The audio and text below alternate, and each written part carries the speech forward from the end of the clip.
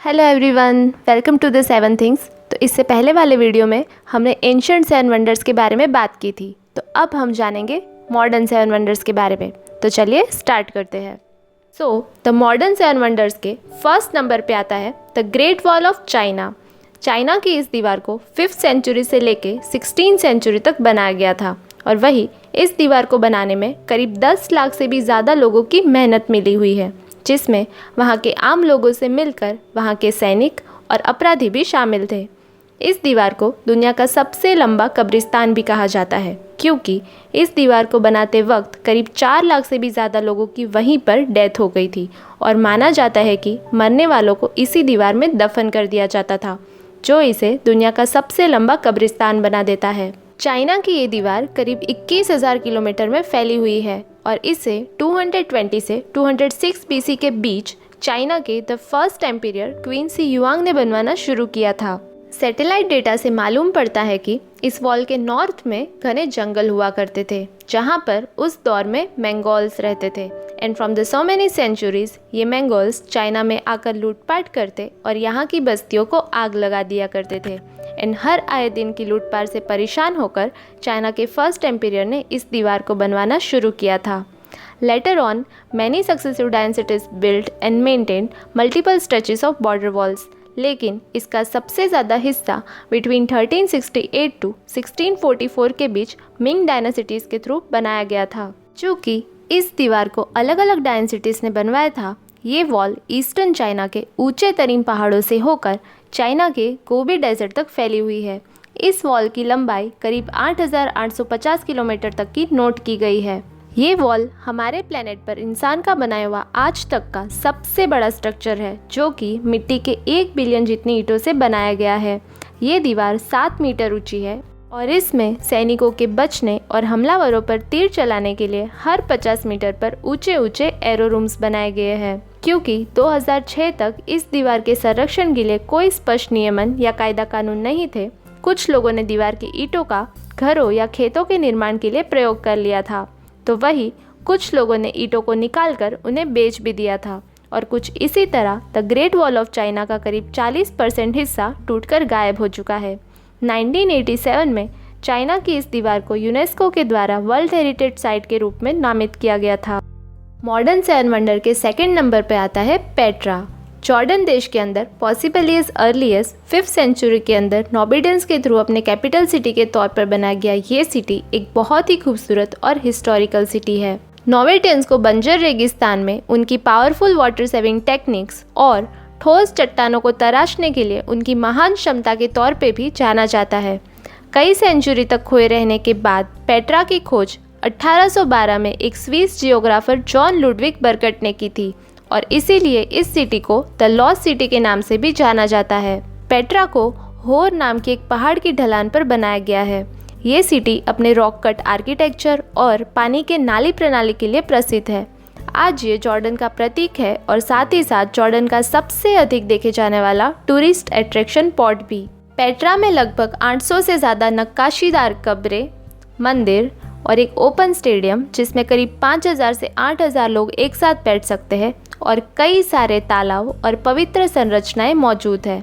और पेट्रा के अंदर जाने के लिए करीब 1 किलोमीटर पतली सी घाटी के बीच से गुजरना पड़ता है। कुछ ओल्ड डिस्क्रिप्शन से मालूम पड़ता है कि नोवेटियंस ने पेट्रा का निर्माण सूरज की खगोलीय गतिविधियों को ट्रैक करने के लिए किया था। इस सिटी का डिस्क्रिप्शन सबसे पहले कुछ 7000 BCE में और फिर ब्रोंज एज और फिर आयरन एज में भी मिलता है। पेट्रा को गुलाबी या लाल रंग के बलुआ पत्थरों के कारण रोज सिटी भी कहा जाता है, क्योंकि ये सनराइज और सनसेट के समय लाल या गुलाबी रंग का हो जाता है। 1993 में शुरू हुई खुदाई में कई मंदिरों और स्मारकों का पता चला है, जो प्राचीन शहर की राजनीतिक, सामाजिक और धार्मिक परंपराओं को दर्शाती है। अब तक पेट्रा के सिर्फ 15% भागों की ही खोज की गई है और बाकी का 85% हिस्सा अब भी भूमिगत है। अब बात करेंगे मॉडर्न सेवन वंडर के थर्ड नंबर पे आए हुए क्राइस्ट द रिडीमर के बारे में। क्राइस्ट द रिडीमर ब्राज़ील के रियो द जेनेरियो में स्थापित जीसस की एक मूर्ति है, जो कि दुनिया का सबसे बड़ा आर्ट डेको स्टैचू माना जाता है। ये स्टैचू 130 फीट लंबा और करीब 98 फीट चौड़ा है और इसका वेट तकरीबन 635 मेट्रिक टन्स है। and it is located at the peak of 2,300 feet Corcovado Mountain in the Tijuca Forest National Park overlooking the city of Rio de Janeiro. ईसाई धर्म के एक प्रतीक के रूप में क्राइस्ट द रिडीमर की ये प्रतिमा रियो द जेनेरियो और ब्राज़ील की एक पहचान बन चुकी है। इस स्टैचू को 1922 से 1932 के बीच कंक्रीट और सोपस्टोन से बनाया गया था। ये स्टैचू बनाने से पहले एक कंपटीशन रखा गया था जिसमें क्राइस्ट द रिडीमर की कमेटी द्वारा ये डिज़ाइन चुना गया और ये एक शांति का प्रतीक भी है, ऐसा लॉजिक दिया गया था। और इस स्टैचू को डिज़ाइन करने के पीछे कई सारे लोगों की मेहनत है। ब्राज़ील के local engineer Heitor da Silva Costa और एल्बर्ट कैकोट ने मिलकर इस प्रतिमा को रूपांतरित किया, तो वही फ्रांस के स्कल्प्टर पॉल लेंडुस्की ने इनका ढांचा बनाया। और रही बात उनके फेस की, तो द रोमेनियन स्कल्प्टर गॉर्श लिनियोडा के थ्रू इनका फेस बनाया गया। इसे बनाने में करीब 9 साल का समय लग गया था और वही करीब 2.5 लाख अमेरिकन डॉलर का एक्सपेंस हुआ था, जो कि आज के 36 लाख डॉलर के बराबर है। And you will be amaze to know कि 2007 में the 7 wonder of the world में शामिल होने वाला ये खिताब क्राइस्ट द रिडीमर ने स्टैचू ऑफ लिबर्टी को हरा कर जीता था। इस मॉन्यूमेंट को 12 अक्टूबर 1931 के दिन आम लोगों के लिए खोला गया था। तो आइए अब चलते हैं द मॉडर्न 7 वंडर के 4th नंबर पे आए हुए हमारे ताजमहल की तरफ। ये इंडिया के आगरा सिटी में आया हुआ है और इस महल को 1632 में यानी आज से करीब 400 साल पहले मुग़ल सम्राट शाहजहां ने अपनी वाइफ मुमताज़ की याद में बनवाया था, जिसे हम आज ताजमहल के नाम से जानते हैं। शुरू में उसे रोज़ा-ए मुनव्वर नाम दिया गया था, जिसका मतलब है एक अनोखी इमारत, लेकिन बाद में शाहजहां ने इसका नाम बदलकर ताजमहल रख दिया। आपको जान के हैरानी होगी कि आज ताजमहल का जो हिस्सा हम देखते हैं वो दरअसल ताजमहल के पीछे का हिस्सा है। जो शाही दरवाज़ा है वो नदी के किनारे की दूसरी तरफ है। आज हम लोग ताजमहल को वैसा नहीं देख पाते जैसा कि शाहजहां चाहते थे। मुग़ल काल में ताजमहल तक पहुंचने के लिए यमुना नदी ही मुख्य रास्ता थी। ये एक तरह का हाईवे था। बादशाह और उनके शाही मेहमान नाव में बैठकर यहाँ आया करते थे। नदी के किनारे एक चबूतरा हुआ करता था, लेकिन नदी बढ़ती गई और वो बहुत पहले ही नष्ट हो गया। बादशाह और उनके मेहमान इसी चबूतरे से ताजमहल की तरफ आया करते थे। ताजमहल का निर्माण पूरे भारत और एशिया की सामग्रियों का उपयोग करके किया गया था। ऐसा माना जाता है कि over thousands of elephants were used to transport building materials और करीब 22,000 जितने मजदूरों, चित्रकारों, कढ़ाई करने वाले कलाकारों और पत्थर काटने वालों की इसमें मेहनत लगी थी। और अलग अलग देशों से मंगवाए हुए कुल 28 प्रकार के कीमती और अर्ध कीमती पत्थरों को सफ़ेद संगमरमर में जड़ा गया था। बट सैडली 1857 के भारतीय विद्रोह के दौरान ब्रिटिश सेना के थ्रू मकबरे की दीवारों से कई कीमती पत्थरों को निकाल दिया गया था। इस अजीम इमारत में मुमताज़ के साथ साथ शाहजहां का भी मकबरा है। साथ ही साथ शाहजहां की अन्य पत्नियां और यहाँ तक कि उनके पसंदीदा नौकरों को भी ताजमहल के बाहर के मकबरों में दफनाया गया है। ताजमहल के परिसर में एक मस्जिद और एक गेस्ट हाउस भी है।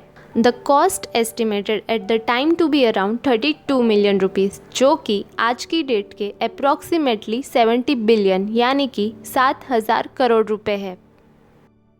और कुछ इसी तरह द मॉडर्न 7 वंडर्स के 5th नंबर पे आता है कोलोसियम।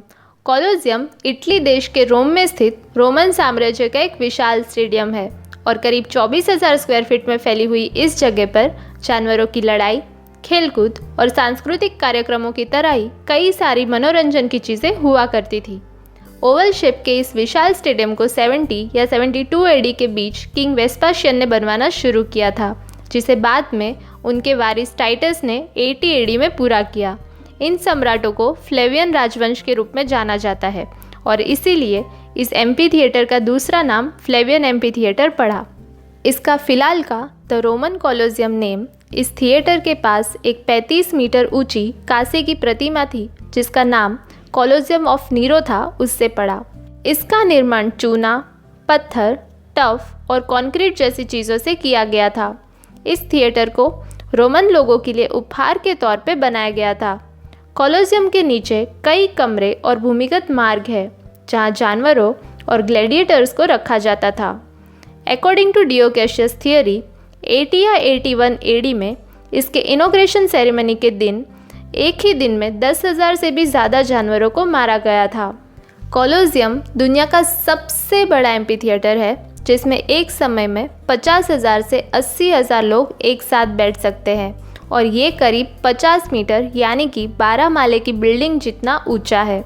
हालांकि प्राकृतिक आपदाओं और भूकंप के कारण इसका 2/3 हिस्सा नष्ट हो चुका है, लेकिन फिर भी आज भी इसकी विशालता और खूबसूरती कायम है और इसी वजह से इतनी पुरानी ये वास्तुकला आज भी दुनिया के 7 अजूबों में शामिल की जाती है। द मॉडर्न 7 वंडर्स के 6 नंबर पे आता है माचू पिचू।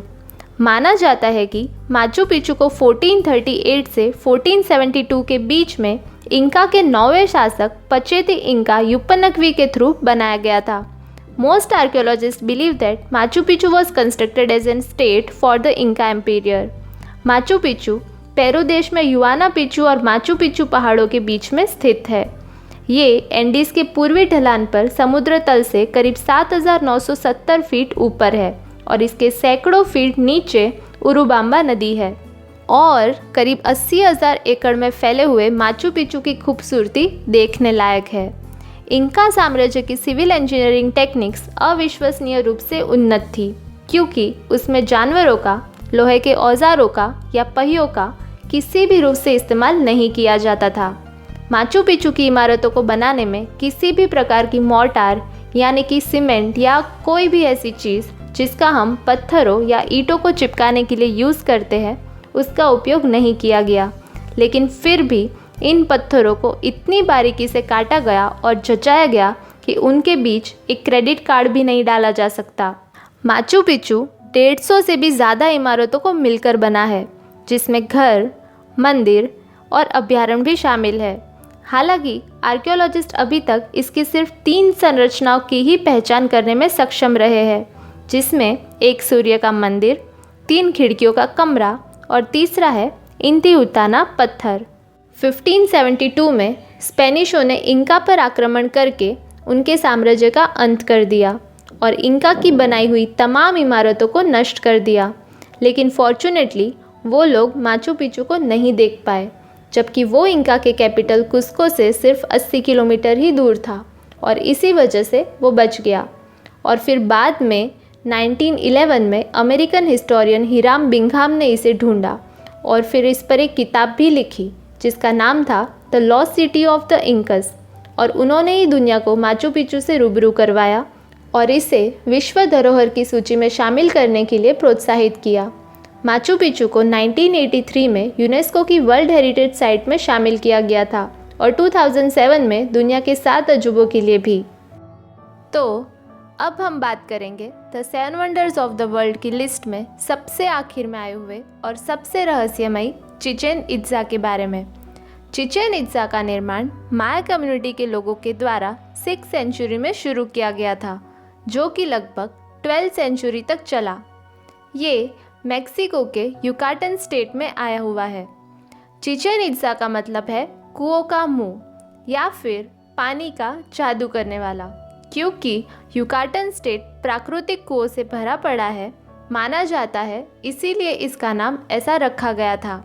चिचेन इत्जा के 4 फेमस क्लस्टर हैं, जिसमें the Great North Platform, the Osario group, the central group और ओल्ड चिचेन शामिल है। इन चारों में से सिर्फ द ग्रेट नॉर्थ प्लेटफॉर्म को ही आम जनता के लिए खोला गया है। The Great North platform Chichen इत्जा की सबसे ज़्यादा देखे जाने वाली जगहों में से एक है, जिसमें the temple of Kukulcan, great ball court, sacred cenote, the temple of warriors और जैगवार का मंदिर जैसी कई चीज़ें शामिल हैं। अपने समय में चिचेन इत्जा सबसे बड़ा और सबसे ज़्यादा आबादी वाले माया शहरों में से एक था और ये पौराणिक महान शहरों में से भी एक होने की संभावना जताई जाती है। चिचेन इत्जा की कई जगह अपनी असामान्य आवाज़ों के लिए जानी जाती है, जैसे कि अगर आप क्यूकुलकन पिरामिड के सामने ताली बजाओगे तो आपको पिरामिड की दूसरी साइड सांप की फुस जैसी आवाज़ सुनाई देगी।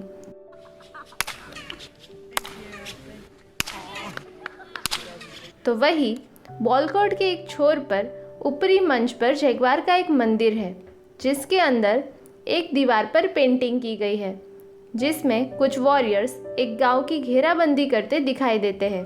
अगर आप उस मंदिर के मंच पर खड़े हो जाओ तो आपको 150 फीट की दूरी से की गई कानाफूसी भी आराम से सुनाई देती है। द टेम्पल ऑफ क्यूकुलकन, या जिसे एल कैस्टिलो भी कहा जाता है, इसकी ऊंचाई मेन प्लाजा से करीब 79 फीट ऊपर है। इसकी चारों साइड, चारों दिशाओं की तरफ से हर तरफ में कुल 91 सीढ़ियाँ हैं। अगर टॉप फ्लोर को मिला भी लिया जाए तो भी ये टोटल 365 होती है, जो कि साल के 365 दिनों की संख्या को प्रदर्शित करती है।